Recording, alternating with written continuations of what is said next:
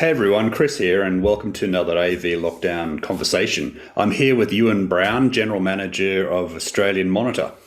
Welcome, Euan. Thank you very much, Chris. Great to meet you and be part of this interview. First up, how's Australian Monitor going? Like, how would you describe the vital signs of Australian Monitor coming out of, the worst pandemic in living memory? Yeah, absolutely. It's definitely been a challenge as a technology company that we're dealing with an awful lot of issues related to COVID, as is the world, but specifically to our company, it would be semiconductor shortages caused by COVID and the effects that that has. But as you will have seen, and many of your viewers will have seen, that in the market at the moment, semiconductors have moved out to lead times of beyond a year plus, which is pretty unheard of in our industry. So that has actually been affecting us pretty early on in the start of COVID, that we've basically had to pivot an awful lot of our designs in order to move to different processors, for example, that are available. Some weren't, some were. So our engineering teams have unfortunately been forced to redesign some of our products in order to deal with that. And that would be an ongoing thing that would be analysed and looked at over the next year and possibly even 2 years based on what we're seeing in the market. So it really is a great strain on industry in general. And that's something that we just see continuing, sadly, into the foreseeable future of a year, probably 2 years at least. I guess everybody's in the same boat to an extent, or are there real? Yeah, indeed. I mean, it's in terms of what's out there in the media is very much reflected in what we are seeing, that as automotive and all of your consumer grade products are swallowing up foundry space, we are then being squeezed in terms of what we are able to buy in the market for our processors and our silicon that are used in audio. This actually all came back, struggle to remember now, maybe 18 months ago, a key audio semiconductor firm, AKM, their factory burnt down. And that was right at the start of COVID, I believe. So it was almost the precursor of what was to come in terms of the pain in the audio industry, in terms of the issues we would have with supply chain. So AKM provides analog to digital converters and digital to analog converters, some of the key components that can take audio into the system and deliver it out of the system. So luckily we weren't as heavily exposed, and we only had a few products that were utilizing some of their semiconductors. But again, that's just compounded and grown with COVID and lack of supply chain in basically nearly all semiconductors. It's pretty unheard of for the industry. Can you describe the technical challenge of having to retool for other chips? Yes, it's a great challenge is the quick answer to that. That probably the biggest commitment for companies is really trying to settle on a core architecture for processors generally. The software and all of the firmware and tools that are associated with that processor, your engineering team spends an awful lot of time investing in that. Obviously, software is a key component of that, but equally on the hardware side, in order to re-engineer the boards, to do all of the certification, the testing, all of that aspect obviously takes a huge amount of engineering resource. That's compounded by the fact that you're re-engineering existing product. So rather than developing the new product, you can be caught in that cycle of really trying to maintain your current production. So we have definitely been affected by it, but not as heavily as I'm sure other people would have been. And that's really through securing some of our supply chain, that frankly, a little bit of luck in terms of some of the parts that we were using, that they weren't swallowed up in the market quite as quickly. And they now have been, but we've secured the stocks in order to keep us in production for well over a year. But some of these particular processors, they're historically, if you were talking a 52-week lead time, you'd be in shock. And now that's the standard, and it's now even pushing beyond it, which is pretty frightening. And costs then escalate from there, that as the supply chain is being squeezed, costs go up. and we're having to then reflect that onto customers. So that's definitely some of the issues that customers are also facing, that product prices are going up, both due to that fact, but also logistics. That, again, as most viewers will have definitely read in the media and probably experienced, that freight is nearly double the cost, if not beyond that now, of bringing containers in from overseas, from manufacturing plants, etc. So all of these additional costs just compound into causing issues for, frankly, the end user buying the product. Yeah. And what are you hearing from customers about sort of what complications that brings to, I guess, bringing a project to the boil, as it were? Yeah, because an awful lot of our products, it probably comes in two camps, is the easiest way of saying it, that you have your more entry-level product that they're just buying as and when they need it. But then as you move into the higher technology product, you're then starting to get far more into your specification type jobs. It's a project-based plan over 6 months, a year.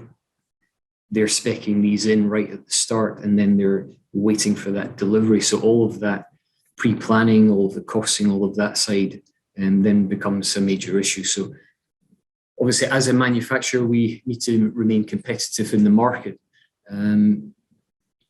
But again, it's a cost versus supply issue that, first of all, we need to have the product to sell, obviously, and we really try and not pass on all of those costs to the customer to remain competitive, and also that they can compete in the market as well. So it is that continuous balancing act of absorbing some of the costs, but sadly, unfortunately, pushing some of the costs onto the customer because it's just unavoidable.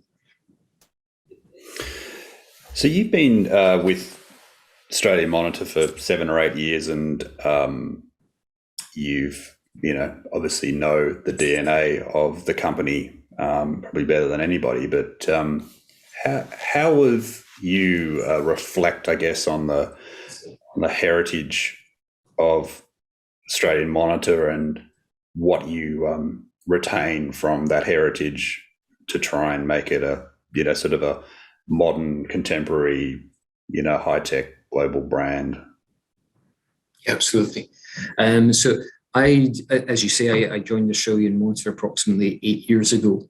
And at that time, I joined as the engineering manager for the company, and have since then become the general manager. So really seeing as the engineering manager the roots of the company in terms of the technology that they were using, the products that were being developed. The Australian Monitor has been in the market for over 30 years, and that started with audio telex. So there is, as you say, a huge history there in terms of when they designed their first amplifiers that we showed approximately 3 or 4 years ago at a trade show, one of the very first generation of amplifiers, and it happened to be in Newcastle when there was an earthquake. So that was a little demonstration of this still working amplifier having gone through a nice little earthquake test. So it again emphasized to me the ruggedness of what products were being produced back then. And that was one of the key things of producing a seriously rugged, high-performing product that would work in this market. So going through and understanding when I joined the company in terms of all of the product that they had available, that it had been built up over a long period of time in terms of all of the audio circuit technology, the products, and how that evolved from very basic amplifiers. And then they started moving into mixers and speakers and all of these different aspects and form a full audio solution. So being able to see that grow, that when I joined, they were up to the point of generating some of the more high-end solutions, that they'd gone from this analog-based focus, which, well, that was of its time and back in the 70s and 80s, now pushing more into the digital side. And they'd come up with some pretty revolutionary products of the specifically things like the AMD series of mixer amplifiers, which were some of the first on the market to have DSPs integrated into them and USB control and these types of things. So that was them starting to really move into the digital side. And then when I've come in, it's really tried to carry that on. It's bringing Australian Monitor and its brand and its heritage from that analog base, super rugged, well known in the market for not dying. It's a commercial audio product, so it is extremely important that it is rugged. It lasts a long time. We have a 5-year warranty, but typically it lasts well beyond that. So again, at its core, developing commercial product with that in mind, but then adding and building upon all of those things that I've mentioned. That now, for example, something like an ISP amplifier that we've released in the last couple of years, that again brings the technology even further forward, that it now has Ethernet control in it, digital amplifiers. It's bringing in web page control. You can connect from a network. Up comes a user interface that you can fully configure DSPs and all of these types of things. So it really is ensuring that we're maintaining where our core was in terms of the analog side of the market. That's still a very relevant thing for an awful lot of customers, that they need a simple product that will work in a commercial space and work for a long time. And we still offer that. But equally, there are an awful lot of customers that now need that higher end solution, that they're integrating it with other systems. Obviously, Australian Monitor doesn't provide everything. So we need to work with other brands that are doing control solutions, or if you're doing unified communications and all of these aspects, that we need to work with these higher end products. And that's really where we're focused, so on making sure that we have a broad selection to offer our customers from that low end to the high end, and continue to evolve the products that we're offering so that we remain relevant. Yeah, I guess which sort of answers somewhat my question about, market trends and where you're headed. But, when marketing departments talk about personas of customers and, I guess that, do you think that the persona of the typical, as it were, customer or client that, you might have had 20 years ago, is it the same customer, or how much more sophisticated are they now than they were? It actually comes into two camps now. That what's been happening is that your traditional audio contractor has now changed an awful lot. That you're getting an awful lot more of the security customers that are now filling the space of what was that traditional audio contractor. We are very much dedicated to servicing those audio contractors, but also need to understand that security people, when they're coming in, they're being given the overall commission for the project, and the audio is then being tacked on the end of it. So they don't have, in a lot of cases, the technical skills that an audio contractor would have, but we unfortunately need to work with the reality of they've won the job. We need to deliver a solution to them. So when you're working with, again, I'm speaking very broadly and I don't want to disparage the security contractor, but kind of by definition, they're not spending as much time in the audio field. So you're having to give an awful lot more support to these customers and teach them and show them exactly how the product should be used and which product should be used as well. So that's some of the things that we've been trying to improve over the last couple of years, is presenting YouTube videos that are more easy to digest in terms of what the product features are, more importantly, how you use them and how you don't use them, just so that people, as with every walk of life now, you're practically straight onto YouTube and these types of platforms in order to get that type of content, that you're not reading manuals anymore. So really working with our marketing team to really deliver content to these people that they can digest it. So you have the audio contractor that is very, very knowledgeable, and you're frankly leveraging their knowledge and their history, and they're very easy to work with. You're teaching them about new product DSPs and new features that are at the higher end, and then servicing the less knowledgeable people.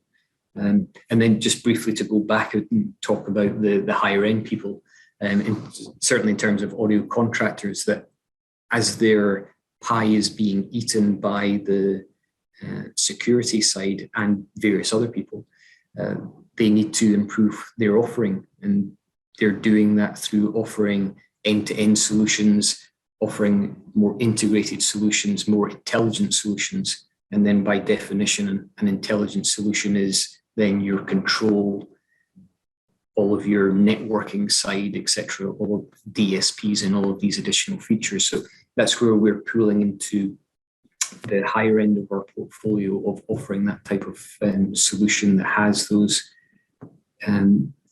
value adds to the audio contractor that they can offer to customers. So where's Australian Monitor at with incorporating networked audio? So the ISP amplifiers that I mentioned before, they are our high-end solution that does offer that. So they have network control in them and the DSP, and they also have an optional Dante card that can be added into it. So that those amplifiers go from single channel to quad channel in various power ratings, and you can put in a Dante additional module, and that gives you your network audio. Excuse me. So that Dante platform that will be pushed into further products in terms of getting your network audio, but equally in terms of all of the network control side and all of the intelligence that is flowing into some of our new product that we're working on right now. Australian Monitor has always, for a long time now, been strong as an exporter, as far as I'm aware. What's your take on, I guess, the Australian market versus the international market? How do you kind of differentiate and address the two? Sure. So for the local market, we've definitely enjoyed the fact that we have a long heritage and we are very well known in the market. Internationally, that really does vary by market. So historically, we have been in up to 30 countries, I believe, something in that order. And basically ups and downs through various reasons that we are now in 16 countries at the moment. So we are continuing to expand into international markets, and that's a critical area for us. I would say that one of the key things with the international market is over the period of Australian Monitor, in terms of that 30 years, the amount of brands that are available in the space has gone up an awful lot. So we are definitely competing in a far more crowded space, and we need to have quality products that can address the customer and compete in the market. So that definitely is a challenge, and it's obviously a challenge for everyone. And that's where the quality of your product comes into account. But in the international market, we were then working on the opposite end. An awful lot of countries have their own home brand and all of these additional international brands. So that's something that definitely is a challenge and something that we continually work on. And the way that we're working on that is through working with the distributors in order to support them and how they are advertising and supporting our product on the ground in those countries. But more importantly, it's providing that quality product with the features that they need, and then it speaks for itself. In terms of the kind of differences between the local market and the international market, I wouldn't really say there is a really big gulf between the requirements between Australia and New Zealand and the rest of the world. There are a few features that they'll want of maybe more stereo-based rather than mono-based product, but really on the whole, it's a very, very similar, in our space, a very similar thing that people are looking for. So as far as what's in the pipeline, what can you tell me, even if it's all hush-hush and you can't talk specifics, but where are you moving into and why? Yeah, so as I was touching on before, one of the key things is making our products more intelligent. So we have spent the last 2 to 3 years revitalizing all of our entry-level product. And that would be specifically things like our ES series of mixer amplifiers and power amplifiers. They have a few little features that have been added into them. And that has then been, as I say, over the last couple of years to really refresh that, to allow us to then move into also the higher end solutions that I was talking about before, the ISP. So we are taking those types of technologies, and we've been working over the last 2 years, in fact, on developing a series of new products that will be released in the start of next year. So unfortunately, like everything that is said to you, unfortunately, we can't say too much at the moment, but it is a major product release that we are working on for the start of next year, and that will involve 13 new products in various categories for us. But that is predominantly in the control side and in the DSP side, and really the more intelligent aspects of the product portfolio moving towards our higher end. But it's still within the constraints of really what Australian Monitor is well known for, that, as I've said, going from that low end. But when we're talking about high end, that we're not into the extreme high end of really, really advanced DSP, for example. That frankly, an awful lot of our customers are not looking to Australian Monitor for that. So we're really getting that balancing act of a cost-effective solution, which basically means we're sitting in that middle market, that we can offer as many features that most people will want and still have that good price point. So that's what we've been really working on with these products, to make sure that we have a product that's at the right price point for our market segment, but has an awful lot of the features that people demand now, all of the control and DSP features. So as I say, there'll be 13 new products that are coming in at the start of next year. So that will be very exciting to share with you in the market in the coming months. Are you optimistic about the next year, or is it going to be a year of really trying to rebuild? And is it going to be bullish and snap back, or is it going to be just trying to get product built and into the market? Yeah, so it's a mixed message here in terms of local Australia, New Zealand versus what's happening in other international markets, that it varies a lot by country, that some are still very, very depressed and still in lockdown, an awful lot of them. So specifically for Australia, that we are definitely seeing a bounce back in the last month. So we anticipate for the last quarter of this year a very strong resurgence in the market. And that's definitely also being seen in our parent company, AV.technology. So there is that pent-up demand that's out there. And again, whether that can flow through to next year, that these are all things that have basically been waiting while we've been in lockdown. That for the Australian market specifically, we do see that carrying on, maybe not quite as bullish as this last quarter as we're seeing it at the moment, but mixed in with the product launches that I've touched on, that we really think that those products will tick an awful lot of boxes for customers, and based on some of our feedback from distributors as well, we feel that that's going to be an extremely strong product launch for us. So that kind of couples in quite nicely as well, that as we're coming out of lockdown, we have all of these products that we're about to launch, and that will be something that we'll be launching at ISE in Barcelona.